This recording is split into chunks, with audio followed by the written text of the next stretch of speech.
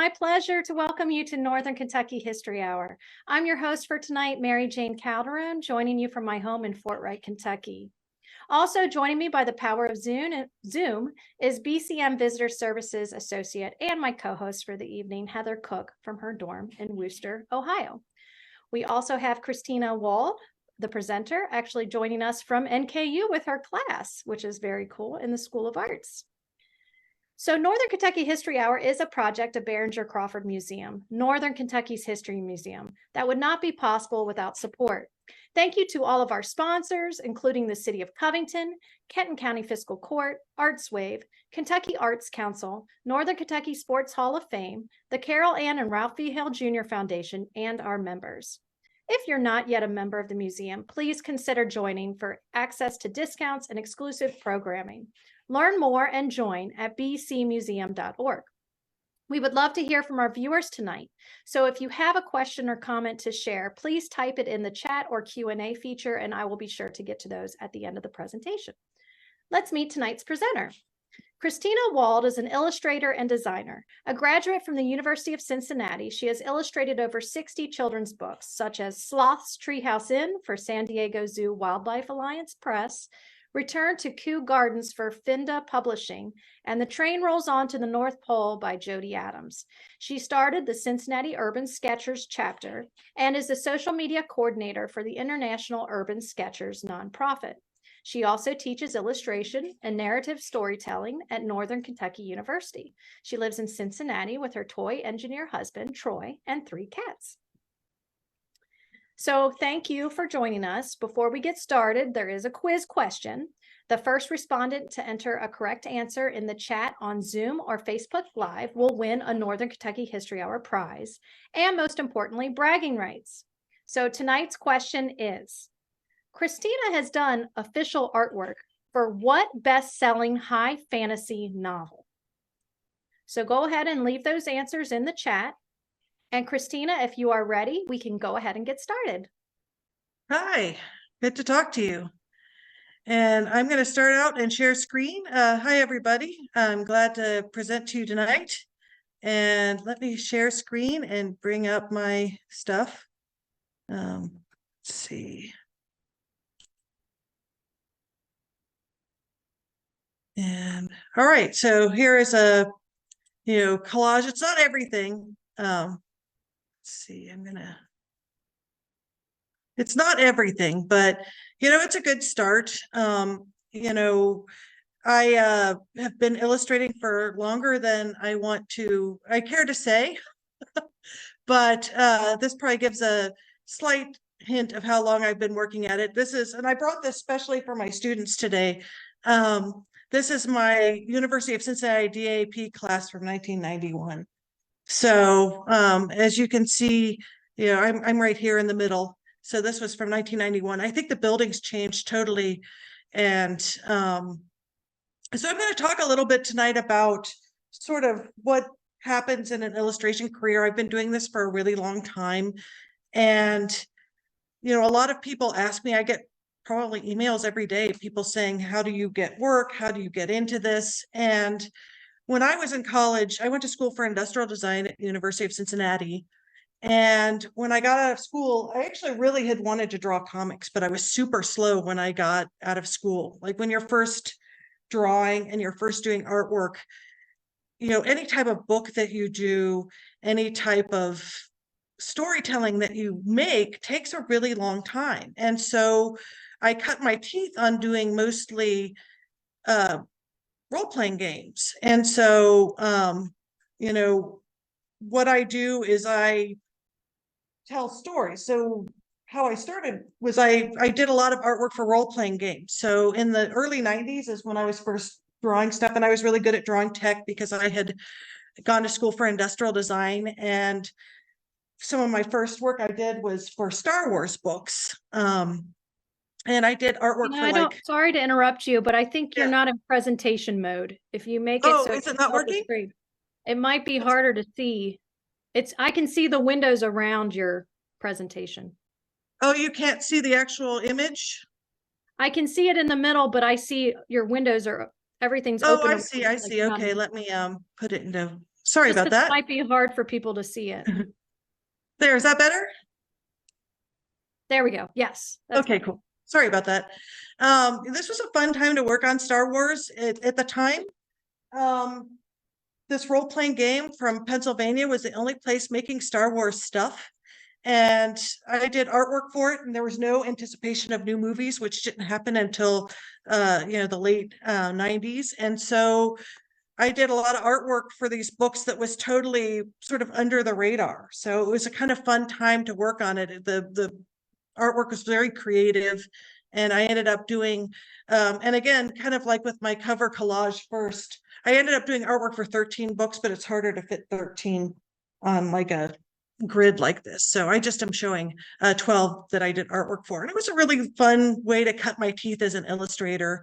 I also did a lot of artwork for different collectible card games, Battletech, Lord of the Rings. And again, Lord of the Rings, the movies didn't come out till the late 90s, early 2000s. So it was really fun to illustrate for these for the Lord of the Rings without any sort of influence on the movies. So they would give us a description, and I got to illustrate a lot of this stuff without any sort of influence from outside, other than the artwork that had been created by some of the famous artists like Alan Lee, and so. And also, I did a lot of industrial design starting out. I did a lot of toy design. And we mentioned that my husband was a toy engineer. It doesn't mean that that Troy is very small. It actually means that he designed toys. He worked at Kenner. I was a co-op student there.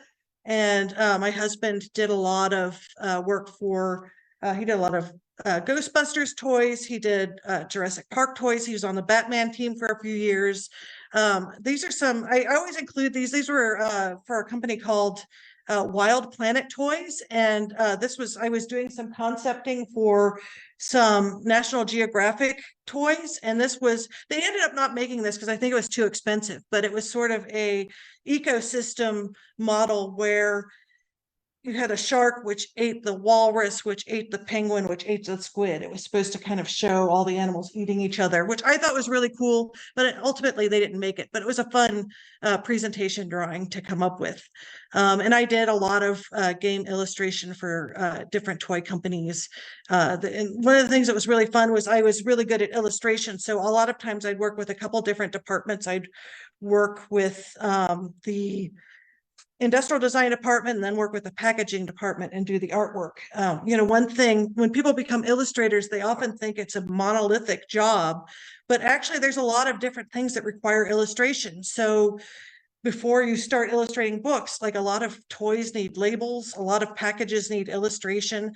There's so many different ways you can fulfill your career besides just one thing. And that's kind of the exciting aspect of working in illustration. And as we go further along, one thing that is really exciting about illustration is that you learn about a lot of stuff about stuff that you've never even thought about, and then you have to illustrate it and illustrate it correctly. So then you end up doing all this research to learn about it. And this was one of my favorite illustration projects I did for Hasbro. It was for a G.I. Joe toy. And this was the best drawing prompt ever. They wanted it exactly like a Quentin Tarantino movie without the violence and language. So it was a really funny illustration to do. And I still think it's the best creative brief I ever got.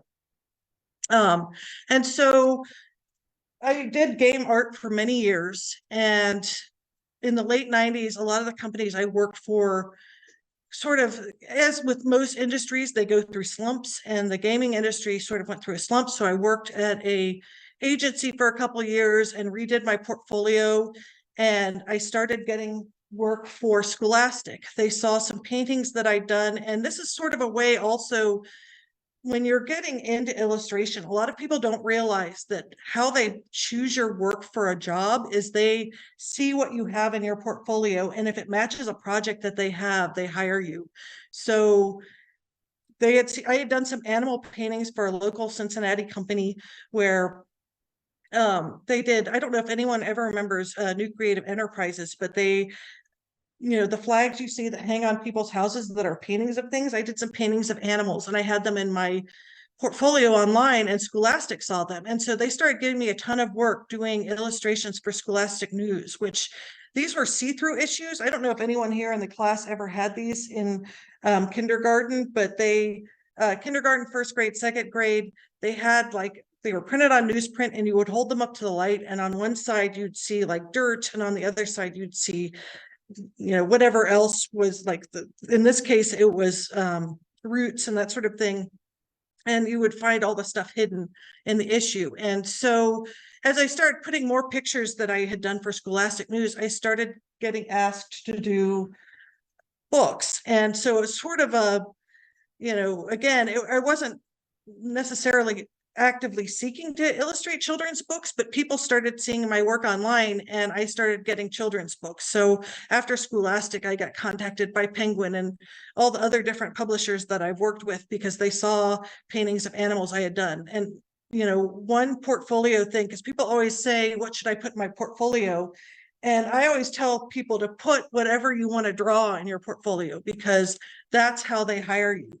And if you go back to the front page of this, you saw a couple little John Deere books, and I had done some paintings of tractors for these flags, and they were supposed to be non-branded green tractors. And I got a call from Running Press Kids who said, "Oh, you have a tractor in your portfolio, and we have a couple tractor books. Could you illustrate them?" And it was kind of funny because they were cartoony tractors, and this was sort of a realistic tractor. But that kind of shows you about when people see something in your portfolio, that's kind of how you start getting work, doing work for different people's projects. And so that kind of got me on this current, I guess when I say current, I've been illustrating books for, I think my first children's book probably came out in 2005. And so it's coming up on 20 years now that I've been illustrating children's books. And, I thought I would talk a little bit about the process. And of course, my students have seen the process because I've talked to them a little bit about it. When I get contacted to do a project after we've negotiated everything and done a contract and everything, usually I get sent a manuscript. And when I read the manuscript, and then I start thumbnailing and figuring out what to draw. This is for the train rolls on. So this is the manuscript they send me. And you notice there's not much to it. It's a poem, and they have page numbers on it. Sometimes I don't even get page numbers. It's usually a Word document, and they're saying, then they say, tell me how many pages are in the book, and then I sketch it. So this is for the train rolls on, and this is a page of some of the thumbnails that I did, figuring out what the book would look like.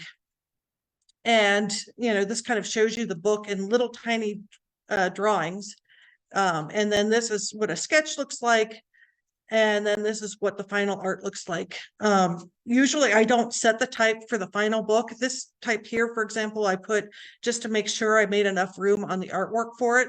Still, sometimes things have to get moved. When you're working on a picture book with a group of people, you're usually working with an editor, an art director, the author, and you're figuring out where things go. And the designer is another artist. So they figure out where the type goes on everything. And then sometimes you have to move stuff. That's why the sketching is so important. And then you do the final illustrate artwork. So this is some examples of kind of what that looks like. And I was telling the students, like a lot of times when you do artwork, you will do a sketch and say, oh, this will be easy. And then when I drew this brass band, I didn't realize how long it would take to illustrate it. It took a very long time.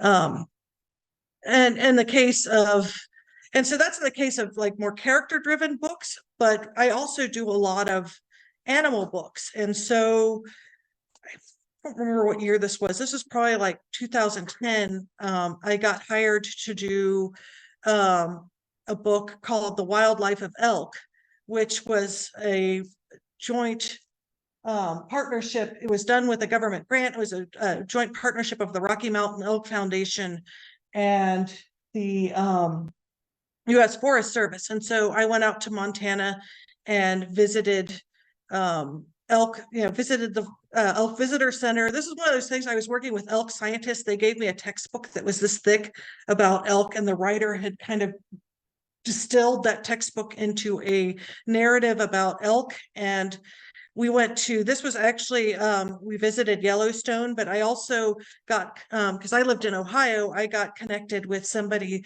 in Kentucky that worked in the Rocky Mountain Elk Foundation. And so he drove us around Hazard, Kentucky to see all the reintroduced elk. They were reintroducing elk to all the reclaimed coal fields where they're trying to plant native plants, whereas a lot of times when they used to plant plants before, they would do non-native species, and now they're really trying to be cognizant of yeah, and they're trying to be very cognizant of trying to put in native species of grasses, and the elk are really thriving there. So there's a lot of elk in Kentucky, and I got to drive around with the elk scientists. And I've done a lot of books where I did a book about bats, which, you know, there was already too many slides, but I got to be bat rescue people. And I've gotten to do a lot of I do a lot of research on the books that I illustrate if they have a nonfiction so if they have a nonfiction theme, like the wildlife of elk, and I've done several other ones, well, actually not several, a lot of other ones. And I have a lot of scientist friends that I have a lot of science friends that I talk to that have helped me out. As a matter of fact, for that roots picture that I showed a couple slides ago, a friend of mine that teaches biology at a college sent me her whole presentation on roots and root systems, so I would paint it correctly. You know, that's the one thing that's really interesting when you're working on these projects is that you get to learn about things that you would have never thought of to draw. So this one was really fun. I worked with a really cool art director on the elk book. And so we did, when I did all paintings, it kind of looked a little bit stiff, you know, it looked very painterly. And so we did all these comics of, action, elk in action. And then we had several different, and then we had little elk chapter introductions. And, you know, when the art director suggested them, I thought it was kind of a crazy idea, but then everybody that looked at the book was like, oh, I love those little cartoon elk that were in the book. And I also, talking about research, I've done biographies before. This is for, and I was happy to include this because since this is usually about history, I like to show this one because this was a biography of a person. I did a book called Annie Jump Cannon, Astronomer, and Annie Jump Cannon is her method of classifying stars is still in use today. And she was a suffragette that lived in the turn of the century. She worked at Harvard, and I got to illustrate her book. And one thing that was really exciting after illustrating her book was that the people that own her house up in Dover, I think it's Dover, Delaware. And if I'm wrong, people will correct me, and especially the author. But they actually bought prints to hang in her childhood home, which was really exciting. But this is one of the first times that I got to actually, when I was doing research, I had to contact the Harvard Library. It's my only book that's probably in the Harvard Library. She had donated all of her collections to the library, and it was really fun to talk to them. And there's a lot of stuff when you're researching books that you don't necessarily think about when you're writing it, like what color was her hair, what color were her eyes, there's a lot of different things you have to think about. And yes, one of the people that modeled for the book is in the audience. So anyway, so this is some pictures of Annie Jump Cannon. And this is actually Michelle is in the audience. This is some of the pictures I took recreating some scenes for my reference. And this was a famous scene that I had to recreate. And this was one where I had no idea what the colors were. And you want to make it sort of your own scene. And so this was the sketch for the scene, and then this was what the final art looked like. And I have no idea what color anything was for this. I just sort of guessed. And this was another book. After I did the elk book, I got to work for the American Prairie Reserve, and I did a book on elk. And it was sort of about life on the prairie. And this was one when I was painting it, I was thinking I've had to paint so many buffalo or not bison. Buffalo is actually, there actually was just a Ted Burns documentary. I don't know if anyone watched the American Buffalo documentary, and it talks about the difference between buffalo and bison. But there's a lot fewer bison on the prairie. Usually the time you hear about them in the news is when they're attacking people in Yellowstone. But this was a really fun book to illustrate, and again, learning a lot about their life and how to illustrate them. And I think this is a longer book. This was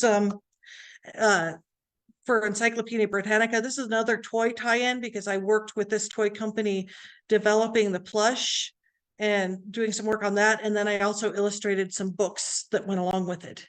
And also doing research. A few years ago, I was contacted by the San Diego Zoo to do their official children's book for their centennial.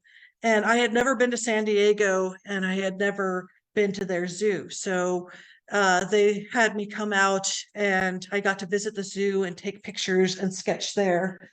And I love this picture because we were sort of in the backstage area of the zoo looking at, they had a jaguar with some baby jaguars. And, we were talking about how they were like your house cat. And I looked over, and the lion was peeking in, and I took a quick picture, and he was looking in because his food was sitting on the counter. And so it reminded me of my own cats when they want to be fed. He knew his food was in there, and they said he actually hated being on display. They said he liked to be in the air conditioning, sleeping under like in the air conditioning, like sleeping under something, kind of like your house cat does. He didn't really like sleeping and being watched by all the people that looked at him. But that was a really fun book to work on with Shari Lyon and the group that was at Barefoot Press. And here's some images from that. And I've done 2 books since then with them. I did A Wish for Pangolin and Sloth's Treehouse Inn, which came out, I think it was last year. It's hard to remember when all of them come out because there's usually 4 or 5 a year, and I don't always remember exactly when they come out. But this is my favorite image from Sloth's Treehouse Inn. So these are some of the recent books that we were talking about that recently that I have a book that's at Kew Gardens right now. You can actually order it from Kew Gardens. So unfortunately, it's expensive to ship it here, but it's really cool. I have some friends that just went there. I was on an artist residency this summer, and some friends went there and bought the book from the store in London. And I also do books for, there's a Swiss publisher I work regularly for. I spent last summer doing this book about a mountain climber. And so I spent the whole summer watching mountain climber disaster videos and doing all the illustrations for that, which was really fun. I didn't know that much about mountain climbing until I was illustrating this. And this just came out. This is called Hidori Stands Up, and the author that worked on the Centennial children's book asked me to illustrate her book about a hippo. She's a musician, and she has a song for it, and it was a really fun project to work on. And again, draw serious pictures of hippos. And this is a good time to kind of talk a little bit about mediums, because I sometimes do my work digitally. I like to mix it up. This book I did in gouache. I've done some books in watercolor. It really just depends. I used to do almost everything exclusively in acrylic, but through my sketching practice, I've really fallen in love with working in watercolor. And gouache is kind of an extension for that. I've been watching a lot of videos by James Gurney, and I love his gouache demos that he does. So I've started playing around in gouache, and I've had a lot of fun with it. A lot of my stuff ends up being very mixed media. And here's another image from that book. And you can see it's painted, but then it's got a little bit of digital enhancement on it. When you do artwork for a book, you never send really original artwork anymore. You send everything scanned in, and they just put it into the layout. You usually are working with a designer. And one thing, because we were talking about stories, and one way that I kind of wanted to frame this is that publishing is changing so much. Because when I started out, actually, we mailed artwork to people, and they scanned it in and they sent it back to you. And now what happens is you almost always send your artwork digitally. You can work for people all over the world, and really people are more and more publishing stuff themselves. And so a couple of years ago, I started probably in 2012. I started 2011, 2012. I started really getting into urban sketching. And so a lot of people asked me if I would do a book on sketching. And so I decided a couple of years ago, you know what, I will do a book on sketching. It was a crazy idea. I had not written like that before. So I decided to do a book on sketching. And so I wrote it and I illustrated it. And as publishing has been changing, I couldn't really think of a lot of places that would, oh, I love this question. What is the most unusual thing? When we get to questions, I actually had a similar question. Somebody asked if I mind illustrating stuff that grosses people out, because I had done a couple books on bats. They said, did you find it gross to illustrate bats? Which I did not. I like bats. And so, like I said, I started the Urban Sketchers Cincinnati group. And the thing I love about Urban Sketchers is it's a worldwide organization that has over 450 chapters around the world. And it's a community thing where people get together and sketch. And it gets you so sort of analog. You're not hooked into any computer. You're not looking at your phone. You just are sitting and drawing and looking at stuff. It makes you very observant. It doesn't matter how good you are. And the sketch is almost a side product of the experience of getting to sit and look at something and sketch it. And it's a way to kind of tell the story of your life. When I look through my sketchbooks, they kind of tell me about what I've done. Like, it's easy to forget about what you've worked on and what you've done. And then when you look through your sketchbooks, you say, oh yeah, I was here and I did this. And so I actually put this book together myself. This is some layout pages. If you are going to put a book together yourself, one of the things I suggest is getting a professional editor and a professional designer. I can do design and layout, but for something this big, it's almost like doing surgery on yourself. I wanted to have somebody that had done a lot of layout. And Noelle, to back up a little bit, there was a publishing company in Cincinnati that went under a couple of years ago called FNW. So all of the art books you see in Michael's, Impact Books, Northlight, those were all FNW, and the company went under a couple of years ago. And so when I started working on this book, I decided to hire an editor that used to work there. So the editor had worked on a couple of books on artists. She'd worked on Kathy Johnson, who's a really well-known sketcher. She'd worked on her book.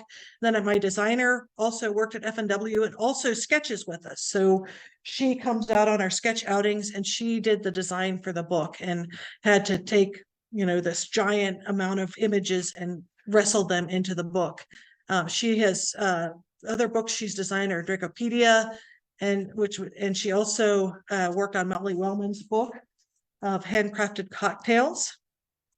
And so we put this book together, and I got a taste for it. And now, since I've published my own book, I'm kind of like, I want to do more. I mean, we've published some comic anthologies, which I've worked on a team working on, but this is sort of the first big project I'd written and published myself. And it really, like, working on a book like this was just, it was 128 pages, and between the writing and filtering and preparing all the images for print, I remember once I told the designer, I said, well, I'm going to clean up these images and upload them. It should be done in a couple of days. And 3 weeks later, I was still editing images and preparing them for print. And then the writing took a long time, and then you have to edit it. It was the first time I actually had been in control of every aspect of publishing. And it was pretty exciting. And so now I'm wanting to do more of that kind of thing. And so one thing I'm obsessed with as a illustrator is I've always had a travel obsession, and I always sketch when I travel. I didn't include it here, but like this year I went to Auckland in April with the Urban Sketchers and sketched there. I've sketched all over. And I've started doing Romania tours. A friend of mine that she was going to University of Cincinnati to get her biology degree. And I was in her wedding. This is her wedding.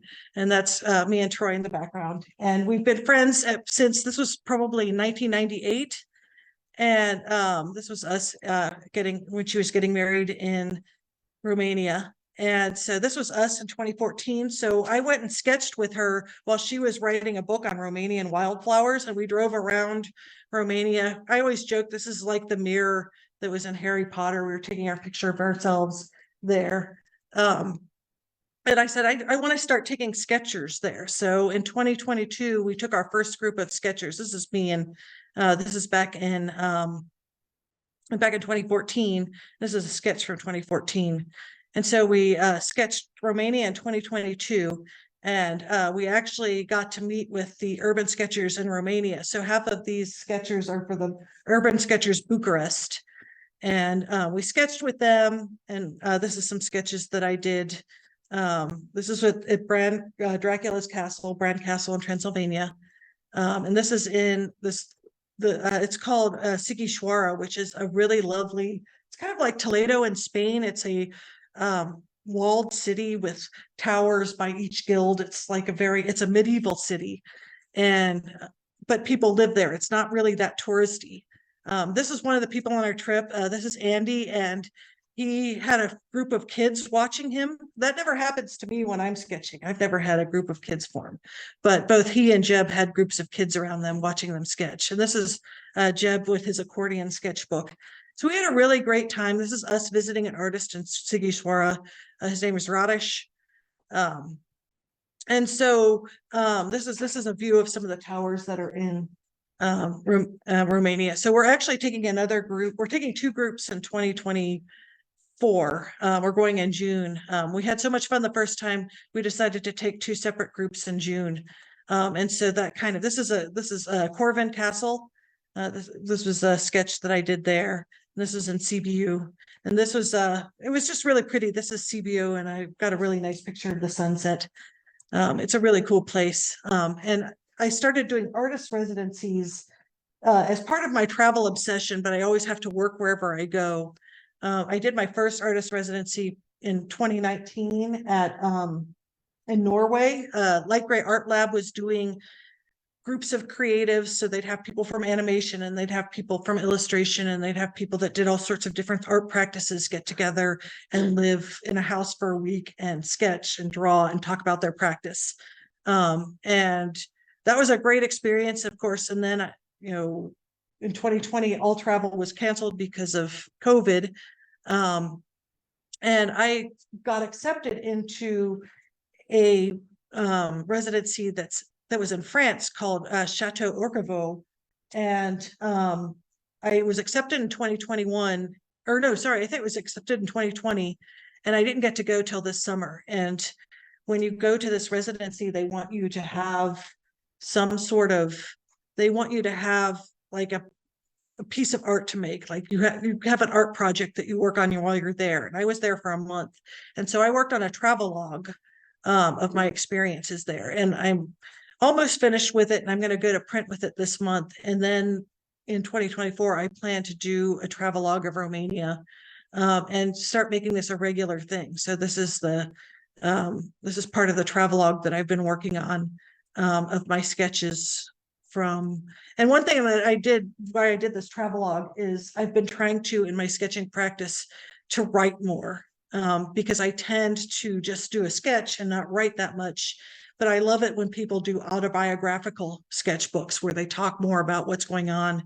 And one thing I found out through my sketchbook, even though I wrote every day, it needed way more embellishment to do a travelogue. So I've had to, as I've gone through my sketches and notes, I've had to add a bunch of detail to it.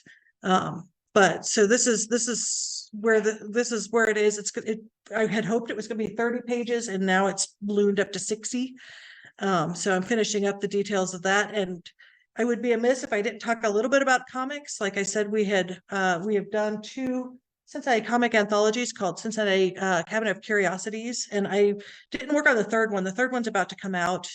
But the second one I did was about the Price Hill Medium, which is a really interesting story about a woman that lived in Price Hill that was so famous that she was visited by, Arthur Conan Doyle, who was somewhat gullible, but she was really well known. And she was also supposed to be visited by, Harry Houdini, who was known as a debunker of people like her during the spiritualist movement in the late 1800s. And so we don't know if he ever did debunk her, but she lived in Price Hill and had many famous people come and have her talk about her. And this was another one where I was doing all this research of history. Her house has been torn down and I could only find old pictures of it. So I kind of guessed what the house might have looked like when she lived there, but I wasn't finding, it looked like it had parts of its facade that were gone.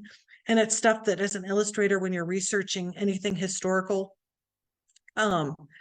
it's almost like a detective hunt. You're trying to find pictures. You end up contacting people and asking for help, for images, because it's really hard to find stuff like that's color reference. Fortunately, I didn't do this in color, so I didn't have to worry about that so much. But this was a really fun project to work on. And for those that are interested, I work on 2 podcasts. As a result of our comic, we started a podcast called Hometown Haunts, and it's me, Kat Kloko, and Jennifer Kohler, and we do something regional, historical sort of either we vacillate between hauntings and ghost stories, and sometimes we do stuff that's weird history, sometimes we do stuff that's cryptids. We do a bunch of different stuff, and it's really, I've learned a lot about the area by the interviews we've done and the topics we've done, and you can find that on YouTube. And I also do a podcast about sketchy practice, and not sketchy in a bad way. We talk about sketching practice and drawing, and so I'm about to record my 20th episode of that this Friday, and we basically talk about drawing I try to keep it under an hour too, but this is sort of, sketching is my passion. And, it's one thing that I always try to, if you want to have a career in illustration or drawing of any kind, I think having the passion to draw all the time, because a lot of people say, don't you draw all the time? And as my friends will attest, I do. But, one reason I got into urban sketching was probably about 2011 or 12, I was starting to feel a little burnt out, and starting to urban sketch really made me remember why I love drawing. And it excited me to do, like, a lot of my illustrations are very time consuming and they take a long time. And sketching is so satisfying because you just go out for however much time you have and draw, and it feels very satisfying. It kind of keeps you going as you illustrate much or work on much bigger projects. So I think that's my last slide that I have. I could have put many, many more, so I don't want to torture you anymore. I know there's a lot of questions, so if you have questions, I can answer them. All right, thank you so much, Christina. That was great. I know that I've seen some questions in the chat, but before we get to that, we want to go ahead and Heather, would you like to read the trivia question again and announce who our winner is?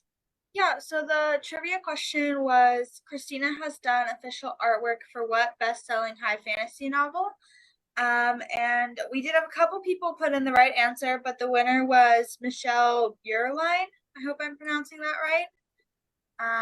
So congratulations, Michelle. You will get your prize in the mail. And of course, the answer was Lord of the Rings. Yay! And you also, Christina, didn't you mention that she was in one of your illustrations or posts? Yes. Michelle has been in. She was in some of the Annie Jump Cannon illustrations. She and her sister posed, because they have a lot of period costumes and stuff that were really appropriate for the time too, and they did a really great job. Awesome. So I did see Maureen's question. Let's see. Her first question was, after doing this for so long, are you able to anticipate what the art director or the artist or the author want when you start your sketching, like where the text might go? Or is it start from scratch every time? That is a good question. Every project is a little different because every designer is different. It's kind of a blessing and a curse because every book that I work on is very different.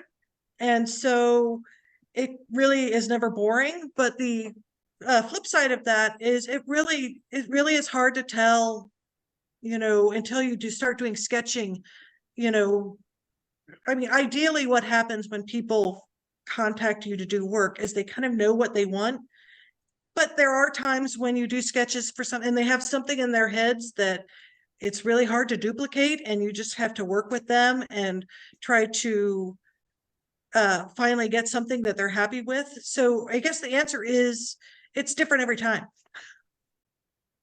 Yeah, I was curious if you ever have any instances where you really butt heads, where it's difficult to get what they're exactly looking for. Sometimes that does happen. You just try to, and sometimes sometimes there's a project you're working on and, they may decide that they want to go a different direction with the artwork. I've not had that happen very often, but they're when you've been working for over 30 years doing something, you see everything. So sometimes, like there was an image for the pangolin book, for example, where we kept making changes to the sketch, and it turned out that, and I said, finally, I'm going to just redraw this whole thing from a different perspective.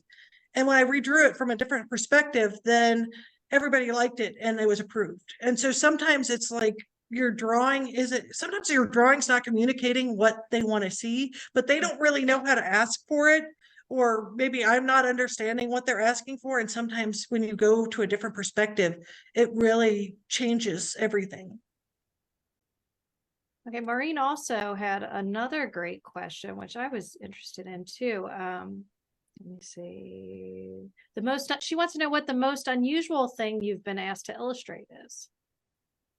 I did a 6-book series of animal senses, and there were some really weird looking animals in there that I had never heard of before, like animals with eyes growing out of their heads, animals that were totally translucent. You saw their innards, and as I drew them, I thought maybe they probably look attractive to each other, but they look really weird.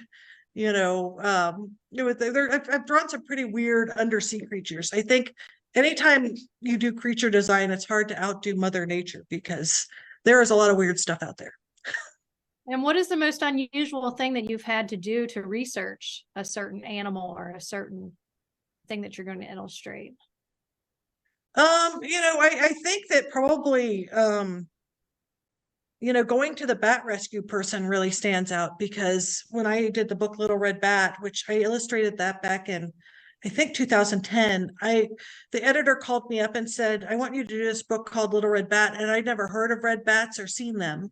And they're very common in Cincinnati, Kentucky, Indiana, but they're not bats that ever get in your house. They're bats that live in leaves. So they hang from trees. And so people don't come in contact. They're solitary bats. And I looked a bunch of places. I was even in New York and visited the Metropolitan Museum, Natural History Museum, and they had like a little red bat there, but it was taxidermy, so it was very deflated and not very good as reference. And so I was able to get connected with some people in Indiana that rescued bats, and they just happened to have a red bat and pups. And so I got to film the red bats and take pictures of them. And actually, after I did that, I redid a bunch of my sketches because I didn't realize how bats moved.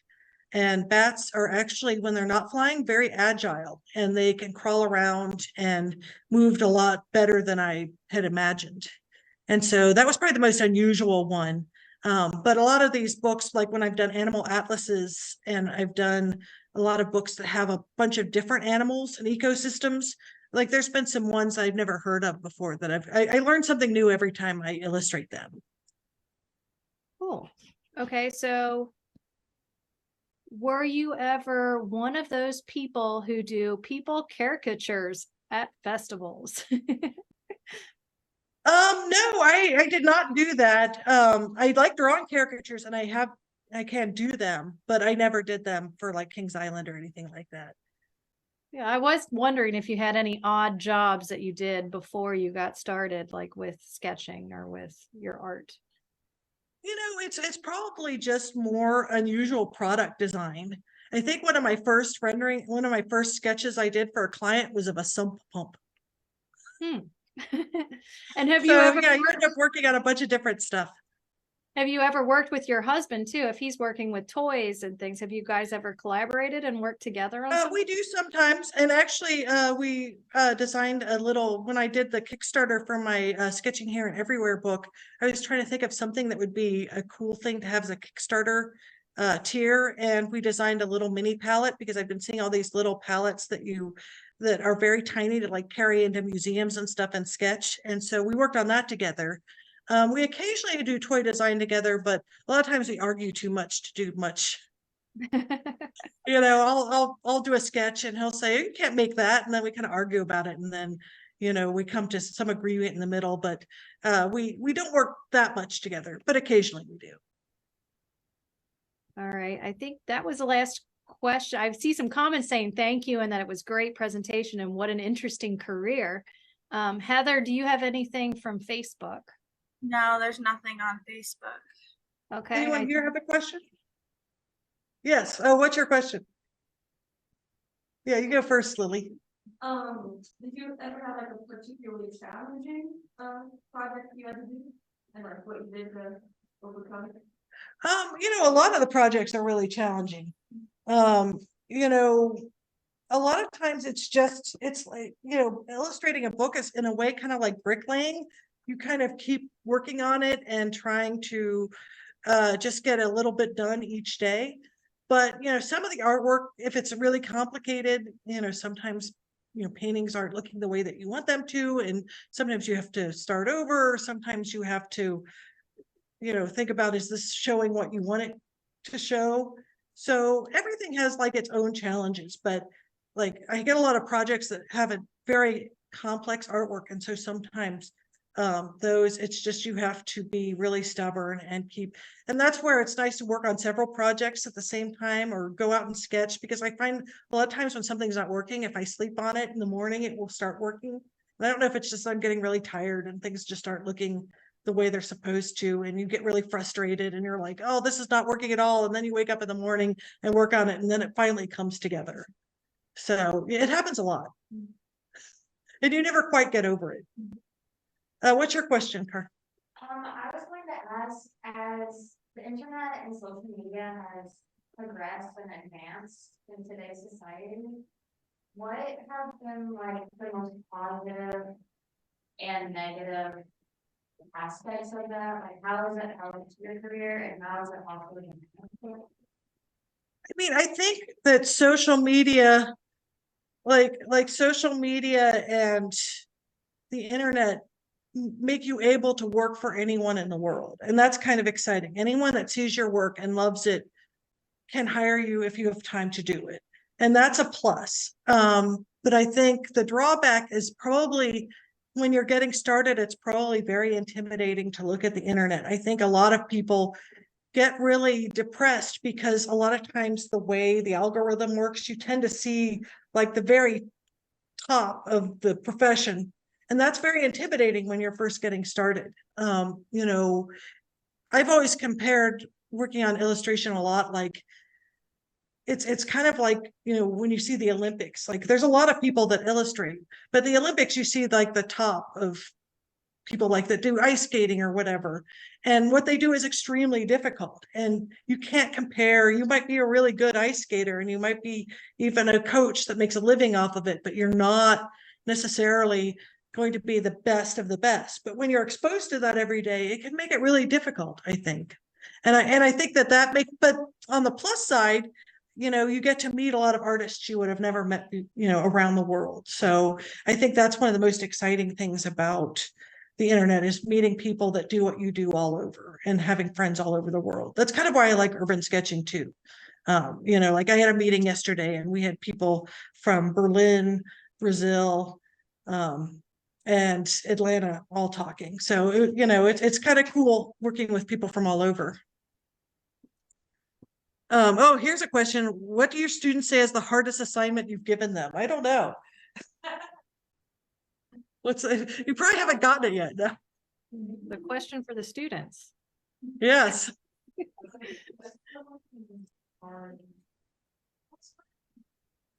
was fun, but Mhm. I would say the book one. The book one was the hardest, But right now we're recording. and some people are saying the storyboard. It's a mix between the picture book and the comic book, where the comic sketch. You know, comics are really difficult to draw. Like it takes a long time to draw comic pages. But do you have any other questions? Anyone, any other? Oh yeah, what's your question? How you talked a little bit about like you updating your portfolio. I'm just talking more about like thinking about that and add more, or if you just like change like websites or like different topics, like what do you change? The question is about refreshing your website and putting more artwork on it. You know, I don't think, and there's a lot of debate about this because there's people that tell you that you should only put 15 of your favorite pieces up or whatever. But really what happens when people see your portfolio is they find an image of yours and they love it and they want you to do a project based on it. And a lot of times, unless the rest of the work was drastically different from what you had done, you know, and, you know, usually, you know, populate your portfolio with what you like to do. And so we used to say, if you don't like drawing cars and bicycles, don't put them in your portfolio because people will, somebody was telling me once they put a car on there. There used to be a thing called Directory of Illustration, which was a book that came out every year before the internet. So just that alone tells you how much easier it is now because you don't have to submit your stuff to this big doorstop of a book that was like 3 inches thick of Illustrator samples. Now you can just do an image search, but he said he put a car on his image, you know, on his page once, and he was painting cars for the next year. So if you love painting cars, that's great, but you know, do the type of artwork you want to get because that's how people hire you, is they hire you based on the artwork that's in your portfolio. So don't put artwork in your portfolio that you hate doing. You know, if you don't like doing architecture, don't put architecture in it. If you like painting animals, put a lot of animals in it. Anyone else have any questions? There is another question in the Zoom meeting that says, when you travel for research, is it at your expense or paid for by the client? It depends where it is. You know, sometimes they've paid and sometimes they haven't. Usually they do, but sometimes like I end up paying for some stuff. Any other questions? Anyone? Okay. I'm curious as to what your favorite thing has been that you've worked on. I don't know if you've mentioned That is a really hard call because I like working on a lot of different stuff. I think my favorite thing I've worked on is my book on sketching. I mean, I really enjoyed working on that because that's sort of my passion. Is I love to sketch, and it's not that I don't love doing illustration for the other books that I do artwork on, but it was something where I totally had control over everything. And so I've now sort of been emboldened to say, I'm going to do maybe some of my own children's books and do some of my own, you know, start regularly publishing travel logs and start selling those and doing more comics and that sort of thing. So I've kind of been emboldened by that, and it's excited me to do more stuff like that. And are there any other last tips or suggestions you could give to anyone that might be struggling right now in trying to get a career and get their stuff published? I know you've mentioned tips for the portfolio, but any other last things you'd like to note? I think that you should keep at it. I mean, persistence is really important. Keep drawing. I know it's really hard because everybody says that. You know, keep getting your work out there. Just keep at it. And I know that's a really hard thing when you're, you know, having difficulty getting work. I mean, I suggest, like, if you're not getting work through your portfolio, like start working on some of your own projects to, you know, generate interest in your work. And also now you have more tools than ever to work on your own intellectual property. And I think that that's actually the really exciting growth in illustration, animation, is that you can now start doing projects that you initiate and fund them yourselves and make a living off of it in a way that wasn't possible, even probably 5 years ago. And it's really exciting because you can kind of end up working on your dream project. I mean, I think that one of the most exciting things is working on your own projects. And I do like that Donna added another question here and wants to know if you've ever done sketch artist criminal work. That sounds really cool, but I've never done it. There are a couple really good courtroom artists in Cincinnati, but I was asked to do it once, but I wasn't able because of my schedule to try it. Wow. So I have been asked to do it before, but I've not done it. Very cool. Okay, so Heather, do we have any other questions or anything else that I've missed? No, I think that's it. Okay, I think we're about ready then to go ahead and wrap up. Thank you, Christina, Excellent. for such a great Thank you. presentation. Thank you to your class too for participating. Yeah, yay. If you want to go ahead and stop sharing your screen, we'll go ahead and wrap up with our sponsors. Get those pulled up. Okay. Just so everyone knows, Holly Jolly Days is now open. So let's see, featuring our beloved holiday toy trains, a window through time featuring vintage feather Christmas trees, antique German ornaments, toys, and more, donated by Mary and Pat Ashcraft. And of course, Winter Wonderland, BCM's outdoor holiday light show that winds through the nature play at BCM Playscape. That is now open through January 7th, so please come join us and check it out. This Saturday, November 18th, we have a lot of fun activities planned at the museum. From 11 to 2, we'll have family fun holiday activities in the Education Center, and that's included with museum admission. And also from 4:30 to 5:30, we have s'more making, and we're going to have family fun activities in Winter Wonderland outside in Nature Play at BCM. Both of those are all, Nature Play, S'mores and More is free, and holiday activities in the Ed Center are included with museum admission.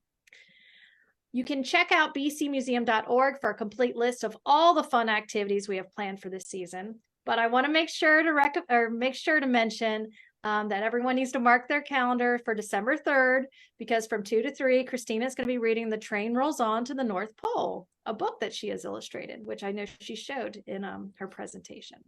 So be sure to join us for that. Lastly, our next Northern Kentucky History Hour is going to be on Tuesday, November 28th. We will have Janine Kreinbrink returning with What a Find, an early log house in Kenton County. So please tune into that. We will not have Northern Kentucky History Hour presentations for the month of December, but we will return next year on January 9th. For more Northern Kentucky history throughout the week, check out our Facebook page and our YouTube channel, where you can find the latest Curators Chat, along with all of our past Northern Kentucky History Hour presentations. They are also available on YouTube channel at BC Museum, so please like and subscribe. That's all that we have time for this evening, so thank you again to all of the sponsors and supporters of BCM. Until next time, take care, everyone, and good night. Thanks so much, Christina, and thank you, Heather. Have a great night, everyone.